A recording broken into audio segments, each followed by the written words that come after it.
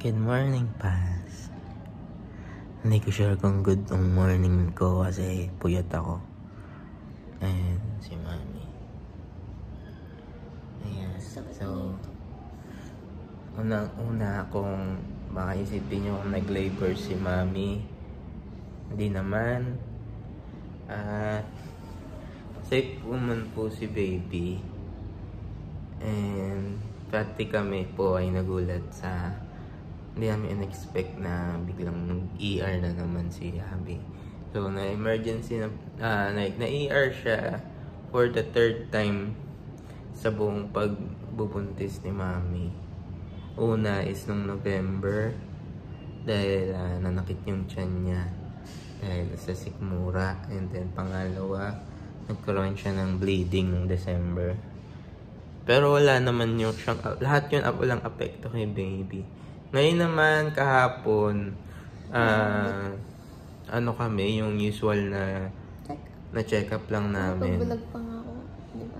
Yung usual na check-up lang namin dahil 34 weeks na siya. And sabi ng doktor, nung nakita yung ultrasound, ay inaiyak. Ibig sabihin ng IE. Yung check yung cervix. Chinek yung cervix niya ng physical, hindi lang dun sa ultrasound. And then, laman ng doktor na malambot yung cervix. Hindi siya mag-open. Pwede daw siyang mag-open at any time. Pwede siyang mag-preterm labor. So, ang advice ng doktor, dumaretsuhan kami ng ER. Katapos ang Bigyan kami ng room agad. Hindi na tayo nakauwi. Actually, kakagising lang namin kagabi, kahapon pa kami nandito. Wala kaming, gana mag-vlog kasi, Medyo kami, parang gulat din kami, tsaka syempre kinakabahan kami sa kung pwedeng mangyari. Yun yung ginagawa sa akin ngayon, yung piniprepare yung lungs. Ayun, so, currently, Cholo, meron kang, ang tawag dyan? Dextrose para kay baby tsaka kay Mami. So, tig-isa sila. Isa pang pakapit para huwag kang lumabas. Nangangalay ako. At yung isa naman ay para kay Abby. Tapos naka-apat na injection na siya sa arms para sa lungs ni baby. Para anytime na mag-preterm si baby is ready yung lungs niya. And tapos then, bawal na tumayo. Anong oras na ba? Di ba bawal na ako tumayo? Bawal na siyang tumayo kahit iihi o tumae. Kailangan dun sa pan siya magpupup or pee, and then kailangan elevated yung paa niya. So para hindi masyadong mabigat yung niya sa puson. Ayan.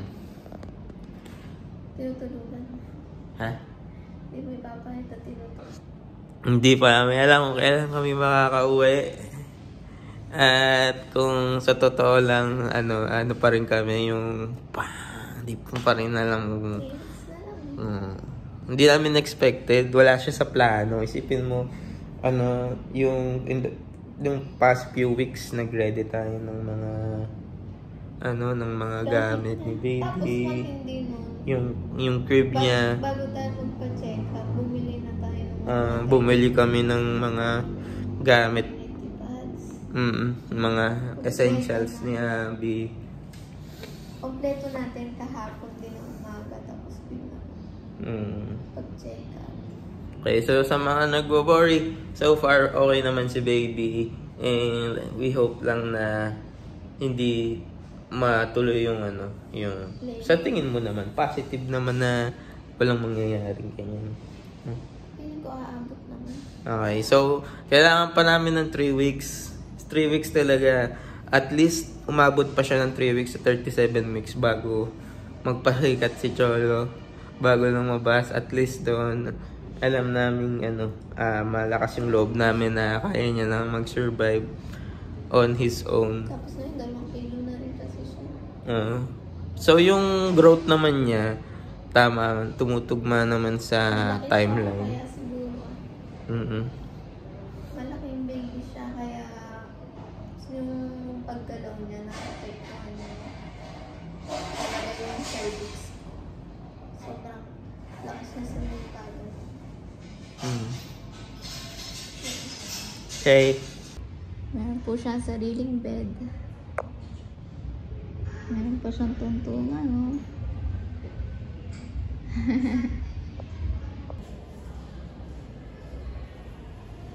Simula 6 AM po, alam po parang yung nahihina po? Ilang beses na po kayo nahihina? Simula po kailan? 6 AM. Siguro mga 4. 4. Dumumi po? Hindi pa po. Hindi po.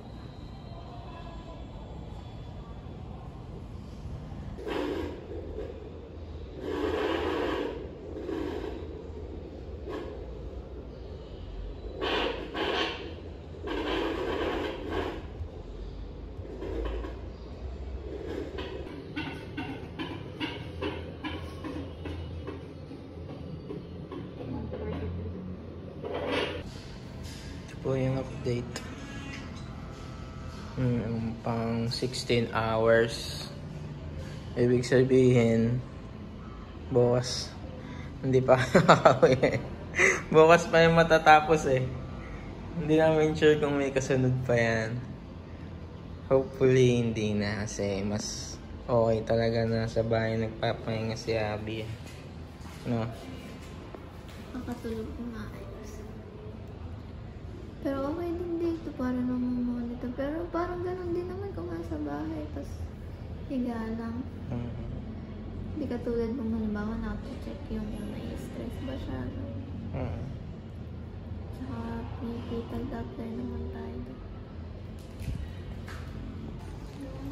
It's third day na namin and uwi na rin ata kami, no? Mamayang hapon. So, naglalang si Abby. Sana everything's good. All in good. All in the hood. Kumain na po ako. Ito po ang kanyang lunch. Galing sa hospital. And then, bigay ni mama, tatay. Yan, palakas ka po. Palakas ka, mami. Bukong pa siguro ako kaya nangyayari. Sarap. So far, sa 3 araw namin dito, wala namang very crazy na nangyari. At ayos naman si baby at si mami. Wala pong contraction na nangyari. Meron man pong nangyari, paninigas lang ng saglit na saglit lang siya. So, hindi siya ata considered as contraction, sabi ng nurse. Ayan, so isang swero na lang yung nakakabit. Ayan, sana makauwi na kami kasi pagod na yung namin, yung mind, body, and language. So, ayan, kita-kits mamaya. Welcome home, mami. Wala na nang kumalan si Mike. Miss na miss. Kiss sa daddy, kiss sa daddy, kiss. Bye-bye, pastor. Tulog naman ako. Sakit lang ang buong katawan ko. Gawa ng dextro siguro. Tsaka sa gawa ng pan. Parang ayoko nang gamitin yun. Alin? Yung pan. Binili ko na regalo si Cholo. Overbed. Sino na Pagdating yung no gusot. Ay, Wala kung kailan dala. dito sa kama. Yun nga din na ko sa'yo, no? No, gusot? Oo. Hindi siya nagugusot Hindi siya kahit nagugusot. Order ako. Ewan ko lang kung kailan dala. Bye. Hi, parang kid. Dito muna si Chuyang. Hi, pals. Good morning. Nakauwi na kami nga pala. Ay, nasabi na pala namin yan. So, umaga na. And, dito kami ngayon sa kwarto. Mag-stay si Abby. And, kakain siya para lumakas. Kasi nasakit daw katawan niya eh. Baka sa Ang ano, ginawa mo. Sumakit sa ka. bedpan, iiang ko. Okay guys, and hindi nyo alam ay anniversary namin ngayon. Wedding. Char, joke na. Ano naman yan? At abangan nyo yung next video para sa aming anniversary. Munting celebration dahil hindi ko siya madadate ngayon eh. Gawa sa mga nangyari. And due to uncircumstances. Circumstances na naman. Dito lang kayo magsa-celebrate sa kwarto. Pero parang tabako, Samahan no? ko siya. Dito na. Ha? Parang tabako naman. Yeah. Dahil baka sa angle ng camera. Pero hindi ka payat. Okay. See you guys on the next video. Thanks for watching. Bye-bye.